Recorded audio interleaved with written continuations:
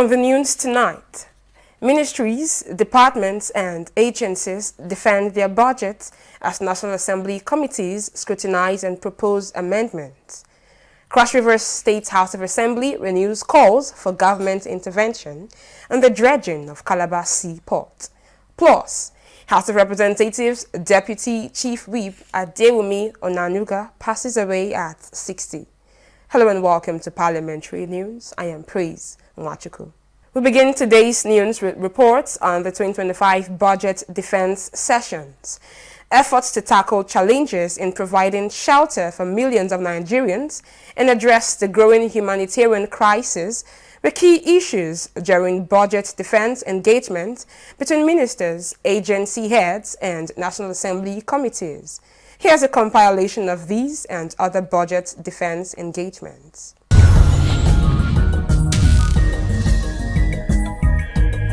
Budget defense sittings progress with the Minister of State Defense seeking an upward review of allocations from the Senate Committee for Efficiency at the Ministry. We have headquarters and civilian personnel units are unable to meet their obligations, resulting to the accumulation of debt on services and staff entitlement. Your procurements should be centrally done, not individual services. Minister of State Housing told the Senate Committee on Land, Housing and Urban Developments that the sector needs huge investments to meet the shelter needs of Nigerians. Renewed Hope Agenda Housing Scheme and Cities Program is the current administration transformative developmental agenda aimed at addressing housing needs and social inequality by providing a broad range of affordable house ownership options in Nigeria. Our deliberations today will not only focus on the ministry's proposals, but also extend to the performance review of internally generated revenue budgets of the invited organizations. The budget envelope for the National Emergency Management Agency was rejected by the Joint Committee on Special Duties as it was inadequate to effectively manage the recurring disasters in the country. We had proposed about 30 billion, and this is in order for us to be able to expand our operations, but we got a total, and that's for the capex, but we got a total of 1.7 billion. There was meager allocation to this humanitarian agency. Those in support of this prayer say aye. Aye. Senate Committee on Tertiary Education and Tech Fund, House Committee on University Education, and House Committee on Labor also hosted agencies as the scrutiny of the 2024 budget performance and the 2025 budget defense continues. The energy issue which we have discussed it. Most of the polytechnics, federal polytechnics were completely cut off. There is need to look how best we can engage the critical stakeholders. You have fixed amount and whatever you need must come from that envelope. These infractions have two sides. Those dealing with the Constitution and infractions as they led to the Appropriation Act. Our recommendation is submitted to the appropriate offices for approval.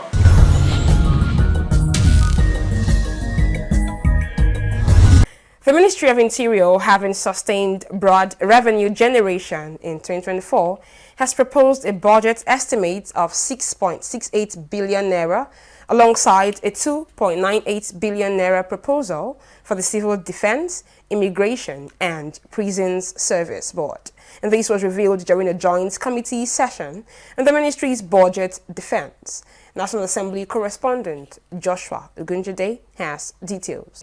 Increased revenue digital transformation, harmonization of data with testimonials of the performance of the ministry in the previous year, culminating in the sustenance of reduction of capital expenditure for 2025. However, members of the Joint Committee expressed concerns about accountability, data storage, insecurity across land borders, indigenization, possible recruitment of staff later in the year, and many more.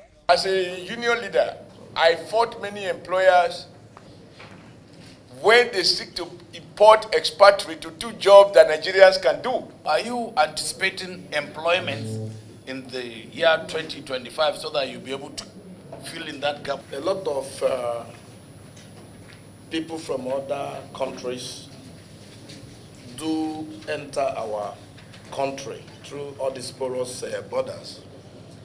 As they are coming in, they come in with all kinds of weapons because we have arms proliferation all over Africa now. My own is to advise the minister to pay much attention, and by doing so, I believe they will improve their revenue generation. We know that a lot of key sectors came to life within the last financial year, and there was a lot of growth of GDP and of course need for some expatriates, and also number two, closing of a lot of leakages by virtue of zero remittance by cash or anything, and a full automated solution.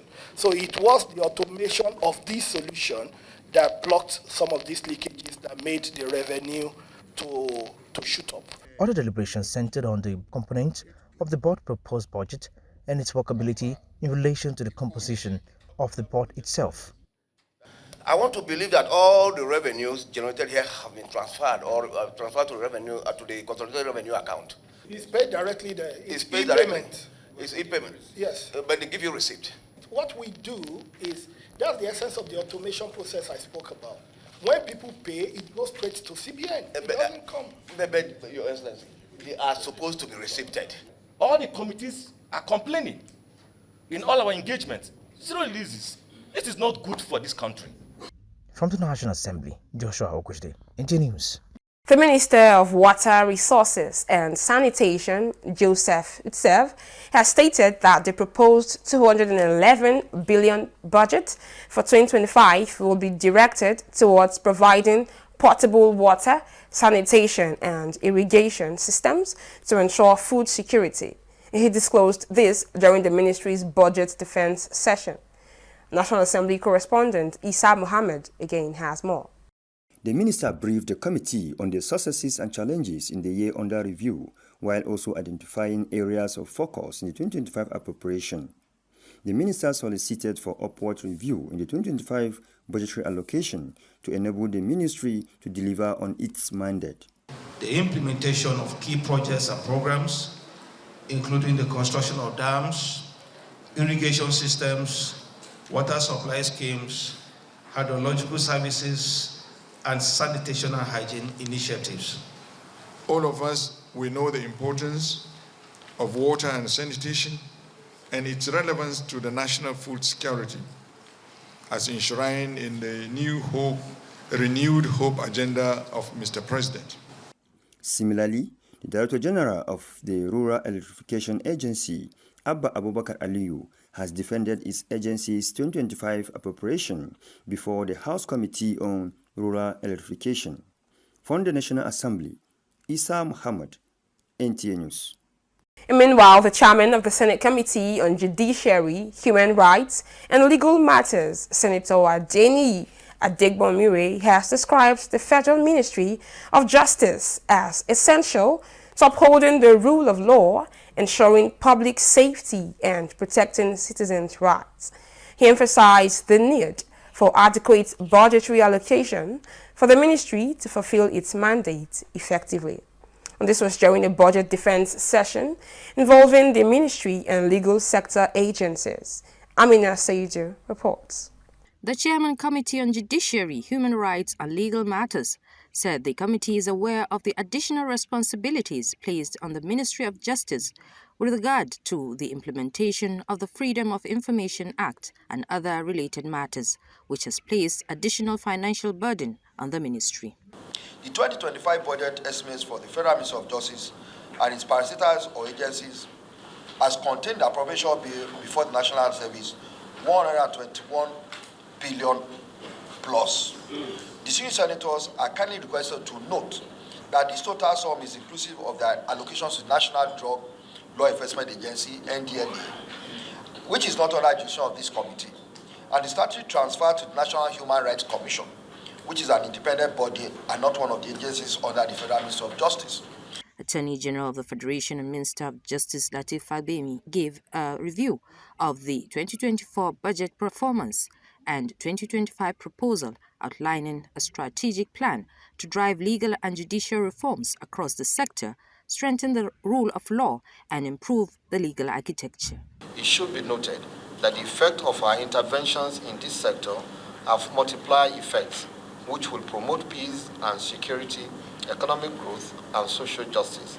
We also have a major project of upholding the laws of updating the laws of the Federation up to 2024. This is not a project to be done in piecemeal, and the funds allocated are also insufficient to enable us to conclude these major initiatives. Committee members also commended the efforts of the ministry towards ensuring justice prevails.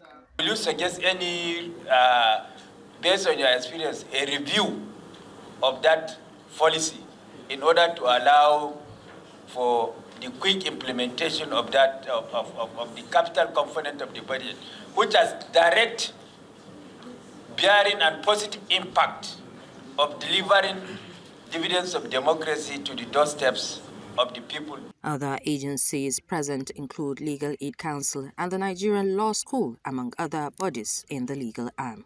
From the National Assembly, Amina Saidu, NTA News. Well, we'll take a short break right now. More news when we return.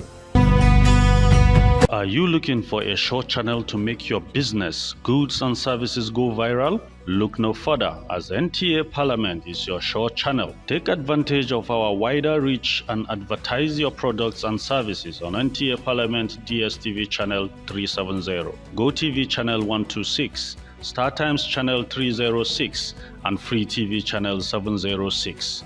For more inquiries, contact the marketing department, NTA Parliament, NTA Headquarters Area 11 Garki Abuja, or call these numbers 080-383-40464 or 080-770-78055. NTA Parliament, strengthening Nigeria's democracy. Welcome back. Thank you for staying with us.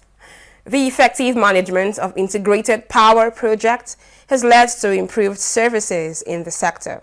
And to support this, Senator Dicket's plan of Plateau Central has pledged legislative backing to the Niger Delta Power Holding Company in achieving its mandate. And this was during a visit to the company's new managing director in Abuja.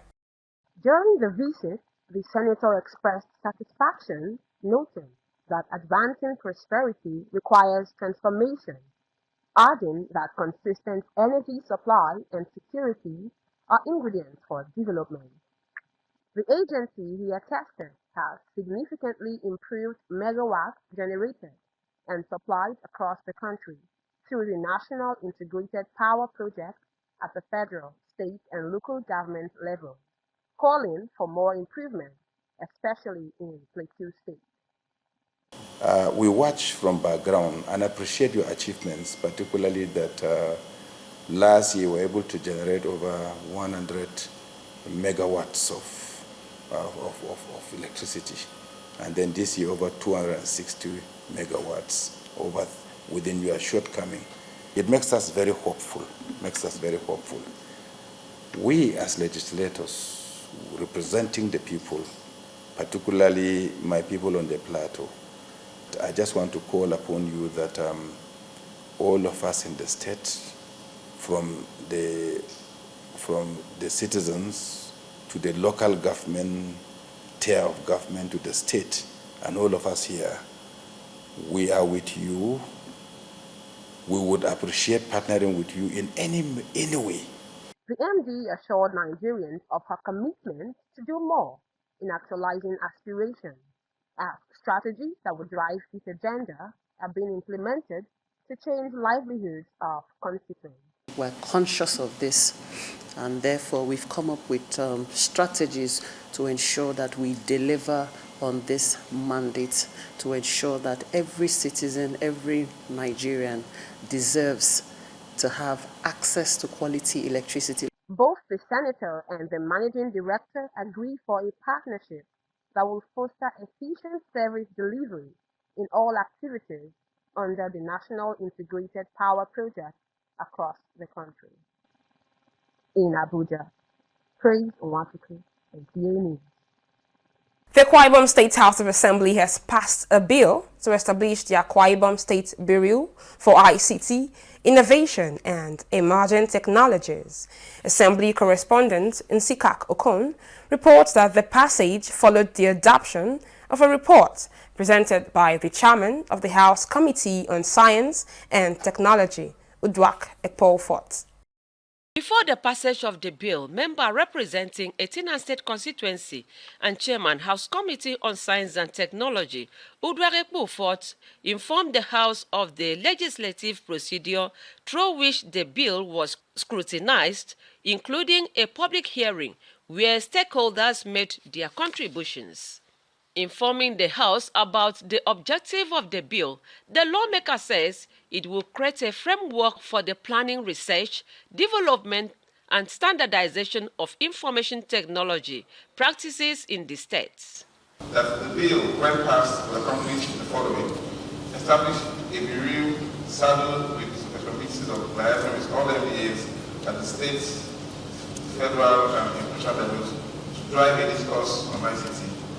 Coordinate and monitor all ICT-related assets in the best interest of the state. The House was dissolved into the Committee of the Whole, where the lawmakers unanimously upheld all the recommendations of the report.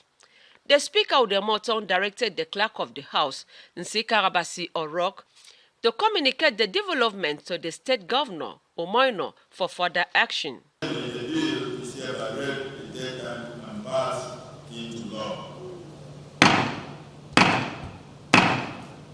This is the law of the land.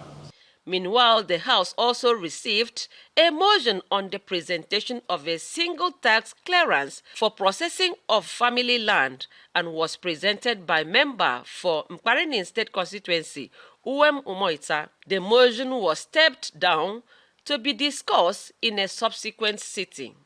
Nsika Okon, NTA News. Two bills, the Special Matters Court Repeal Bill 2024 and the University of Africa Amendment Bill 2024, have scaled second reading in the Bayelsa State House of Assembly. Speaker Abraham Gombere, after reviewing the bills with the House leadership, referred them to the House Committee on Education for further review within 2 weeks. Baratwa Pereawe has details. Lawmakers of the Bayelsa State House of Assembly resumed plenary after the Yuletide to kickstart parliamentary business. The first matter of discussion at the floor of the House was the Special Court Repeal Bill 2024, where the legislators raised concerns about the bill. Talking about the inconsistencies of change. Mr. Speaker, the bill before us has served its purpose. Now, there are newer things. So this bill before us, Mr. Speaker, is to be repealed completely. When a law is established, established for the welfare, well-being, and security of our people. And if that law has served that purpose, of course, there is the need for this arm of government that is constitutionally empowered to do the needful. So, Mr. Speaker, my constituents has asked me to say yes for the second reading of this very important repeal bill that is before us. In the same vein, the legislators also debated on the University of Africa Amendment Bill to meet up with the present-day realities for the betterment of the state away from the public-private partnership scheme. It has deprived us of one or two benefits that would have come. And if we cannot make a provision and leave it in the vacuum, and so definitely the school has been funded by the state and administered by the state, and we've not enjoyed benefits from private partnership. The truth is, if one can afford 10 naira and you can access more help to be able to do much more, to do double what you can do, it's to the advantage of our constituents and our state as a whole. So, in everything the leader laid out, it is clear And I think I also had the opportunity of witnessing the third form team coming into the state, and witnessing that this university could not access those funds because of these issues with the law. After proper scrutiny, Speaker of the House, Abraham Ngobere, committed both bills to the House Committee on Education to report back in 2 weeks. From the Bayelsa State House of Assembly, Bratwaipre Awi, NTA News. The Cross River State House of Assembly has called for government intervention in dredging the Calabar Deep Seaport to accommodate larger vessels. Udwak Etim reports that the Assembly emphasized the potential economic benefits, including reviving commercial activities at Marina Beach to boost the state's revenue profile. Cross River State is endowed with good coastal environment, but the Marina Beach, which serves as a major economic drive of the state, has witnessed a slow pace in economic activities in recent time. This has become a source of concern to the Cross River State House of Assembly as the member representing Calabar South 1 constituency, Effiong Ekarika, raised a motion calling on the state government to intervene and restore commercial activities at the marina. Yes, a motion calling on the government of Cross River State to specially intervene and bring back commercial and economic activities to Marina Calabar in order to improve the living standards of the coastal community in Calabar. But somehow it has been obvious that the Calabar have been neglected. So that is the more reason that I have to call to the state government of the Cross River State to help us out. Other members stressed the need for the state government to collaborate with the Nigerian Port Authority and other relevant agencies to dredge Calabar seaports. Of the fact that when a proper thing is done, the people will benefit. If the marina stretch is Sanfia, you have more economic activities there and more people involved in the day-to-day running for and looking for their livelihood. It is quite unfortunate that over the years, coastal waters of the Calabar municipality, Calabar South, has been neglected by the state and indeed the federal government. It's quite timely, and I think that beyond this, Mr. Speaker, we should find a way to send this to a committee that will probably, with your permission, meet with His Excellency and discuss this as a matter of public urgent importance. Speaker of the 10th Assembly, Elvet Ayambem, noted that dredging of Calabar Seaport is necessary as it will allow for berthing of big vessels. Cross River State Seaport is the shortest to the northern part of the country, and I begin to imagine what is actually being a cloak on the wheel of progress when it comes to Cross River State Seaport.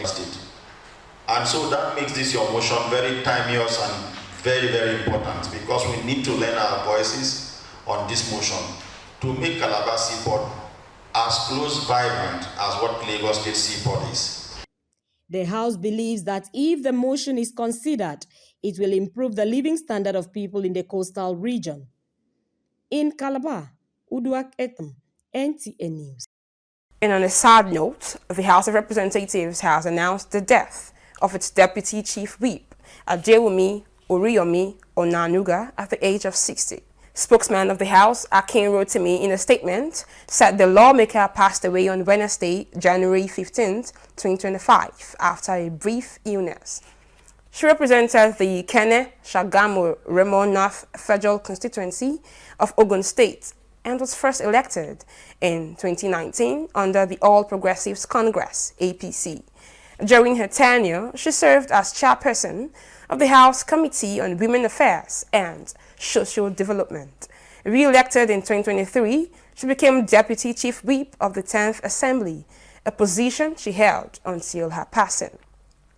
Born on December 2, 1965, she was a dedicated public servant and a passionate advocate for her constituents. The House has expressed condolences to her family, friends, and associates, praying for the repose of her soul. Meanwhile, the Ogun State Governor, Dapo Abiodun, has also expressed sympathy over the death of Honorable Adewumi Oriyomi Onanuga, popularly known as Ijaya. In a condolence message, the governor described her passing as a monumental loss to Ogun State and the nation. He eulogized her as a fearless leader, loyal party member, and great mobilizer who contributed immensely to her constituents' welfare. Governor Abiodun prayed for strength for her family to bear the irreplaceable loss. Similarly, the Director General of the National Institute for Legislative and Democratic Studies, NILS, Professor Abubakar Olanriwaju Suleiman, has expressed his condolences to the Speaker of the House of Representatives, Abbas Tajuddin, over the passing of the Deputy Chief Whip, Honorable Adewumi Oriyomi Onanuga. In a statement released on Thursday, 16th January 2025, by his media advisor, Mohammed Abdul Kadri, Professor Suleiman described the late Honorable Onanuga, who represented Ikenne, Shagamu, Remo, North Federal Constituency in Ogun State, as a dedicated public servant and an exemplary woman. He highlighted her simplicity, humility, and dedication to national interest, gender inclusivity, and outspoken contributions in the House of Representatives, noting that her absence would be deeply felt. Professor Suleiman extended his heartfelt condolences to the leadership and members of the House of Representatives, her constituents, and her family. He prayed for the repose of her soul and for strength for her loved ones to bear the loss. And that's it on Parliamentary News. Do well to follow us on our social media platforms displayed on the screen. Thank you for watching and have a pleasant evening.